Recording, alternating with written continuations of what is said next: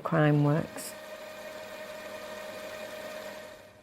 The Ndragheta do have different methods of violence. With a hitman, car bombings, people being put in acid tanks. It's bad, they're vicious. I guess that's because they mean business and they're saying, we do this to show you not to step on our toes, and do not, because this is what's going to happen.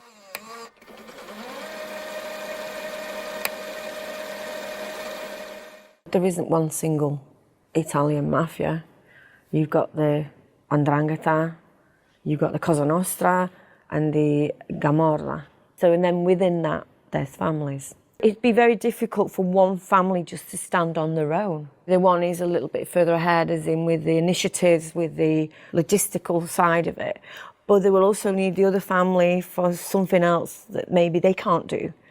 So they all complement each other. The biggest clans are still the ones that have been there for quite a few decades.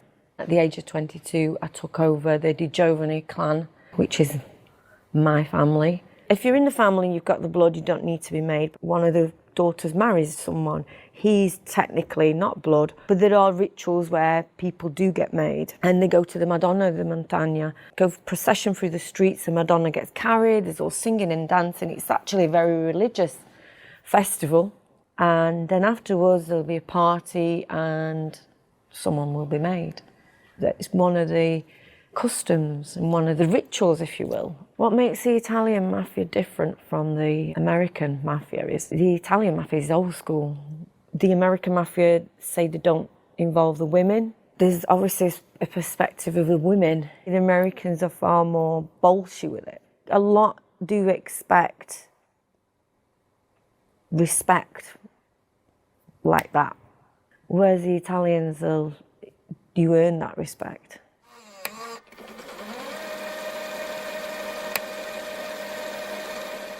You have the boss, which is at the top. The boss is the capo.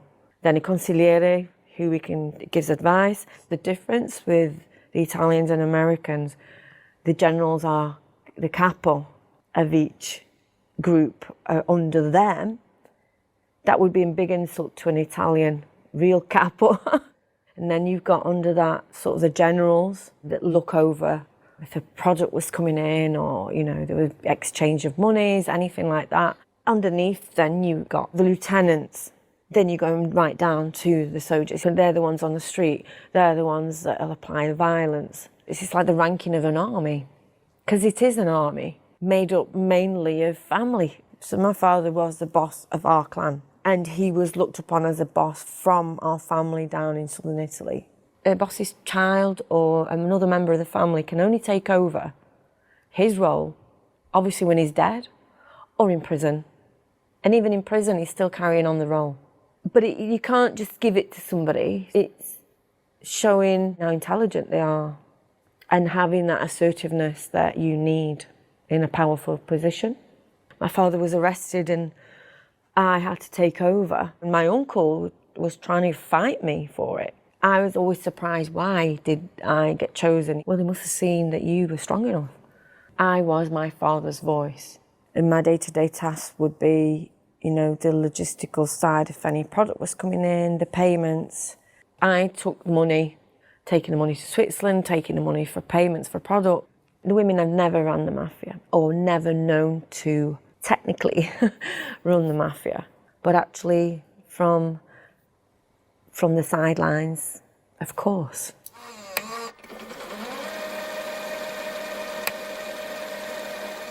So the 'Ndrangheta have such a reputation of being feared because of the violence being used in the past. But there are rules. You don't touch women, you don't touch children, you don't touch the elderly. Just to stay in your lane and do your job and not trample on anybody else's territory. One clan can't take out another member of another clan. It doesn't work that way. It's much more to do with where that killing is going to take place and whose territory that's in. Well, it happened with my family that a Camorra guy came and asked for permission to kill someone that was on our patch, my nonna and my father's. If they just said no, it could have led us to war with the Camorra. Or if we reciprocated, needed that help in the future, they could have said no. So the law, l'omertà is a law of silence, where you just don't speak. You just do not talk about it. I was arrested and I've never spoken about anything. You know, people say because I wrote the book, you're not scared of repercussions. I said no, because I spoke of things that were in our trial and things I did myself. I've never spoken about anything. There's other things I would never speak about. The homicides are declining because it's not lucrative for them to kill people. It's a last resort. It just flares up sentiments that the mafia don't want. For Gianni, a mafia, which is in Puglia, they are acting very violent at this time. They're asserting themselves and their position.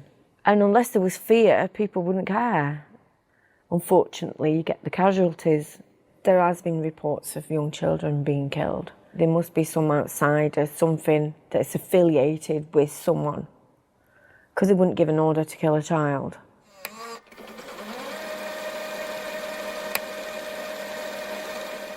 So with the Ndragheta, it's said they're making 60 billion a year. The pandemic has made the Ndragheta stronger. The Ndragheta will have had a big influence on buying failing businesses or forcing the owners out of a business and taking over it. There's many people that were actually, we're going to close the shops, close businesses. But once they are involved, they own you. The wealth is divided with what each family does.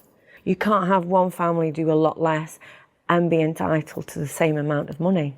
When my family started on the streets, tobacco smuggling and all sorts, we were going to open up travel agents as well. We had a leather factory, anything that's through a legitimate company. We invested everywhere that you could, especially to clean the money.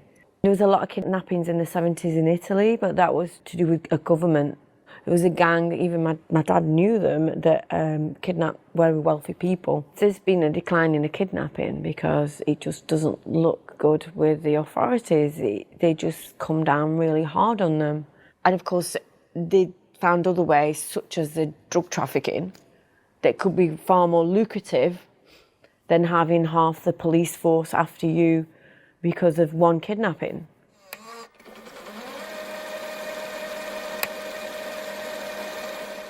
I think the Ndragheta got involved more and more in the drugs trade towards the 70s when there was the big hit of heroin. The heroin would be from Turkey, coming through from North Africa. My father went into cannabis. He was supplying 9 countries. There was tons of cannabis coming across to Italy from Morocco. It's been said that 97% of the cocaine that comes through Italy goes through Gioia Tauro. Gioia Tauro has always been a port where the 'Ndrangheta is used, and also because it's in the territory, so they can control it. They have many on the payroll, and not just the workers at the port, the authorities around it are on the payroll.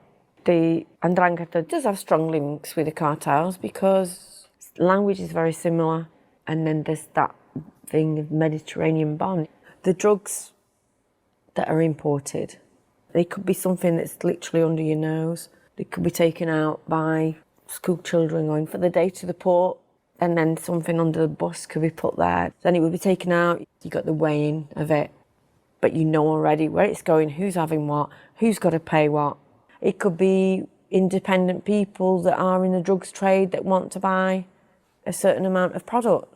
We had people that you never dream of that used to buy. People very wealthy and very good positions, but their sideline was selling that.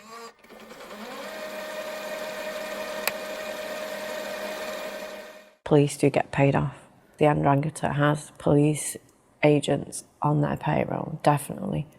Police, judges, lawyers. We're talking about the garbage, influencing who gets the contracts for that. So it could be an 'Ndrangheta affiliated company that can do the waste disposal, so the inside person can sway that they will get the contract and it won't be this other company, it will be theirs. My father's escaped from prison 3 times. He corrupted prison guards and a doctor in the prison, and he escaped. Police never tended to stop us, but they would come and raid us every now and then we'd know when the raids were coming because there was an informant inside the police that would tell us. I'd be sat in a kitchen with loads of money around me and sat on a loose tile where it's got a gun under. They would never make me stand up and search me. There'd be bazookas, AK-47s, explosives. You know, we're talking about heavy military weapons. We'd go around with guns in our cars quite often for protection, because that life down the line, there's always some sort of violence.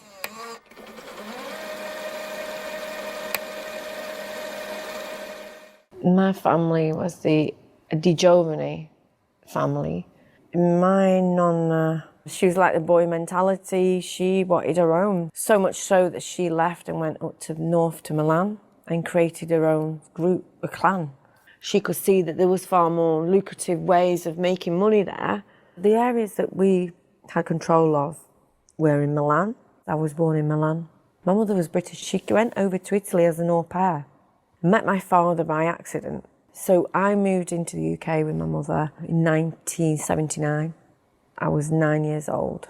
I've never forgotten my Italian. My mum still always spoke to me in Italian as well. My father was arrested in 1991, was on the run for a year, and then he got arrested again in 1992, and that was the time that I had to take over for him for about a year. It was never for power or money, or it was genuinely to show him that he didn't need a boy. I, as a girl, could do that. So the crimes I was accused of, that I got convicted of, are the money laundering into the Swiss bank account, then ultimately into a UK banking system. It's the money laundering, drug running at some point, gun running, went down to southern Italy, took the guns myself with my then husband. I got a 3 years, 9 months sentence. I served half of that. I was extradited to Italy and I got a 10-year sentence over there, which was reduced to 6 years. It wasn't that I was too scared of speaking out at the time. It was my environment. It was my life. It was my family. I loved them. We would do anything for each other. And that went with it. I regret the choices I made. I regret some of my decisions. The date that I left was when the whole family was massive arrests the year later. Up till that point, I was still leading the operations. And the main reason was my daughter. I really took a step back when I got pregnant and then I had my child. But then when you get a responsibility comes along, such as your child, everything sort of, it's a slap in the face. I didn't want her to come and see me in prison like I'd seen my father in prison all them years before. It had like history repeating itself. Now he's out of the witness protection and he's a qualified chef. So since leaving prison, I decided 10 years later to write my book. Now I'm a criminologist. I help where I can through my knowledge, experience of my life in that.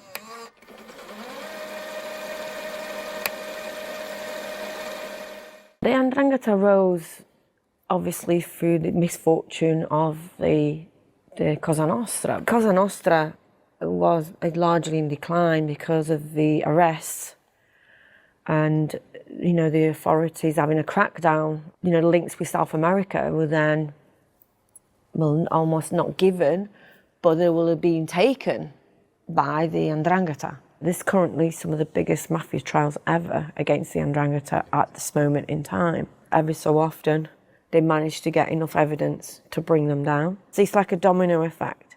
Once one starts to collaborate with justice, the rest follow, because they want to do the crime, but they don't want to do the time. In 20 years, I see the 'Ndrangheta still in the same position. The corruption goes as far as the government. And unless that changes, you will never bring it down. It's the authorities that ultimately run a port, isn't it? It needs to be the government that doesn't turn a blind eye. Nothing can be done about Gioia Tauro, not for as long as this